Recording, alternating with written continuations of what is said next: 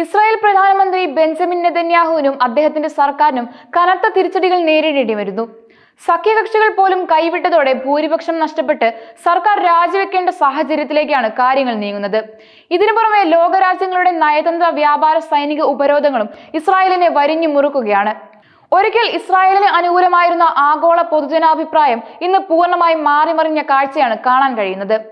അമേരിക്കയ്ക്ക് എത്ര കാലം ഇസ്രായേലിനെ ഈ പ്രതിസന്ധിയിൽ നിന്നും സംരക്ഷിക്കാനാകുമെന്നതും ഇനി കണ്ടറിയണം. ഗാസയിൽ ഇസ്രായേൽ നടത്തുന്ന അതിക്രമങ്ങൾ ലോകരാജ്യങ്ങൾക്ക് മുന്നിൽ അതിന്റെ യഥാർത്ഥ മുഖം വെളിപ്പെടുത്തിയിരിക്കുകയാണ്. സെൽഫ് ഡിഫൻസ് എന്ന വാദം ഇനി വിലപ്പോവില്ലെന്ന് വ്യക്തം.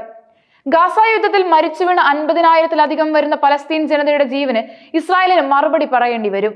യുദ്ധക്കുറ്റങ്ങൾക്ക് വിധേയമായ ഇസ്രായേലും നീതിക്ക് വേണ്ടി സമ്മർദ്ദം ചെലുത്തുന്ന അന്താരാഷ്ട്ര സമൂഹവും മാത്രമാണ് ഇപ്പോൾ അവശേഷിക്കുന്നത്. ഇസ്രായേലിനെതിരെ ആഗോളതലത്തിൽ പ്രതിഷേധങ്ങൾ ഉയരുന്നുണ്ട്.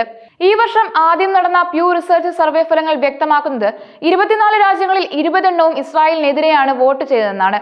Australia, Greece, Japan, Netherlands, Spain, Sweden, തുർക്കി തുടങ്ങിയ രാജ്യങ്ങളിലെ 75%-ലധികം ആളുകളും ഇസ്രായേലിന്റെ നിലപാടുകൾക്ക് എതിരാണ്. European Union new government poll പ്രകാരം France, Germany, Sweden, Italy, Spain എന്നിവിടങ്ങളിൽ വെറും 19 മുതൽ 21% ആളുകൾ മാത്രമാണ് ഇസ്രായേലിന് അനുകൂലമായി പ്രതികരിച്ചത്. പടിഞ്ഞാറൻ യൂറോപ്യൻ രാജ്യങ്ങളിലെ 50 മുതൽ 65% ആളുകളും ഇസ്രായേലിനെതിരെ ആയുധ ഉപരോധം ഏർപ്പെടുത്തുന്നതിനെ പിന്തുണയ്ക്കുന്നു. കൂടാതെ 49% കനേഡിയന്മാരും 38% അമേരിക്കക്കാരും ഗാസയിൽ ഇസ്രായേൽ വംശഹത്യ നടത്തുകയാണെന്ന് ഉറച്ചു വിശ്വസിക്കുന്നുണ്ട്. 2023 അവസാനത്തോടെ ഗാസയിൽ 58,000 മുതൽ 60,000-ലധികം പലസ്തീനികൾ കൊല്ലപ്പെട്ടു എന്നതാണ് കണക്കുകൾ. ഗാസയിലെ 2.3 ദശലക്ഷം നിവാസികൾ ഏതാണ്ട് എല്ലാവരും പലായനം ചെയ്തു കഴിഞ്ഞു. ഐക്യരാഷ്ട്ര സംഘടനയുടെ സ്പെഷ്യൽ റിപ്പോർട്ടർ ഫ്രാൻസിസ്ക അൽബനീസ് ഈ മരണങ്ങളെ ചൂണ്ടിക്കാട്ടി ഇസ്രായേലിനെതിരെ ഉപരോധങ്ങൾ ഏർപ്പെടുത്തണമെന്ന് ആവശ്യപ്പെട്ടിരുന്നു. 2025 June 10 UK, Canada, Australia, New Zealand, Norway എന്നീ രാജ്യങ്ങൾ ഇസ്രായേൽ മന്ത്രിമാരായ ബെസലേൽ സ്മോട്രിച്ച്, ഇറ്റോമർ ബെൻഗ്വിർ എന്നിവർക്കെതിരെ സ്വത്തുക്കൾ മരവിക്കലും യാത്രാവിലക്കും ഏർപ്പെടുത്തി. മെയ് 20 UK ഇസ്രായേലുമായുള്ള സ്വതന്ത്ര വ്യാപാര ചർച്ചകൾ താൽക്കാലികമായി നിർത്തിവെച്ചതും ശ്രദ്ധേയമാണ്. ഇതിനു പിന്നാലെ സ്ലോവേനിയ തീവ്ര വലതുപക്ഷ ഇസ്രായേൽ മന്ത്രിമാർക്ക് പ്രവേശനം വിലക്കി ഉത്തരവിറക്കി. യൂറോപ്യൻ യൂണിയനിൽ ഇസ്രായേലിനെതിരെയുള്ള ചർച്ചകൾ പുരോഗമിക്കുകയാണ്. ജൂലൈ 15-16 തീയതികളിൽ ബൊഗോട്ടയിൽ നടന്ന ഹേഗ് ഗ്രൂപ്പ് ഉച്ചകോടിയിൽ China, Spain, Qatar, Norway, Slovenia, തുർക്കി എന്നിവയുൾപ്പെടുന്ന 30-ൽ-അധികം രാജ്യങ്ങൾ പങ്കെടുത്തു. തുടർന്ന് 12 രാജ്യങ്ങൾ ചേർന്ന് ഇസ്രായേലിനെതിരെ 6 പോയിന്റുകളടങ്ങിയ ഒരു പദ്ധതിയിൽ ഒപ്പുവെച്ചു. ഇസ്രായേലിനെതിരെ ആയുധ ഉപരോധം ഏർപ്പെടുത്തുക, അധിനിവേശത്തിന് ഗുണം ചെയ്യുന്ന പൊതു കരാറുകൾ അവലോകനം ചെയ്യുക, ICC അറസ്റ്റ് വാറന്റ് നടപ്പിലാക്കുക, വെടിനിർത്തൽ ആഹ്വാനം ചെയ്യുക, ഗാസയിൽ മനുഷ്യാവകാശ സംഘടനകളുടെ പ്രവർത്തനങ്ങൾക്ക് അനുമതി നൽകുക, അന്താരാഷ്ട്ര നിയമപ്രകാരം നിയമപരമായ ഉത്തരവാദിത്തം ഏറ്റെടുക്കുക എന്നിവയാണ് ഈ പദ്ധതിയിലെ പ്രധാന ആവശ്യങ്ങൾ.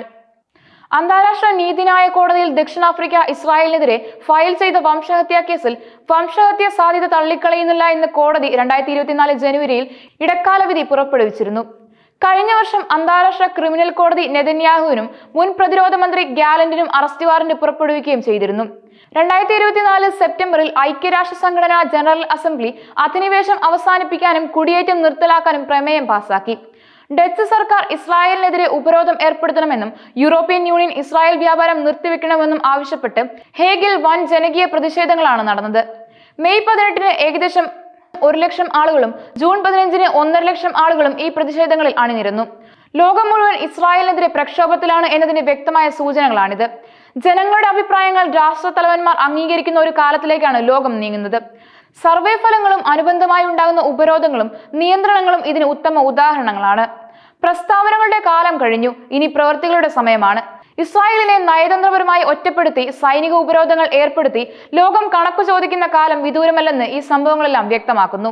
നിയന്ത്രണങ്ങൾ ഏതുമില്ലാതെ ഇസ്രായേലിനെ തുടരാൻ അനുവദിക്കുന്നത് ലോകത്തിലെ എല്ലാ സ്വേച്ഛാധിപത്യ ഭരണകൂടങ്ങൾക്കും ഒരു അനുകൂല സന്ദേശമായി മാറുമെന്ന് ലോകം തിരിച്ചറിഞ്ഞിരിക്കുന്നു.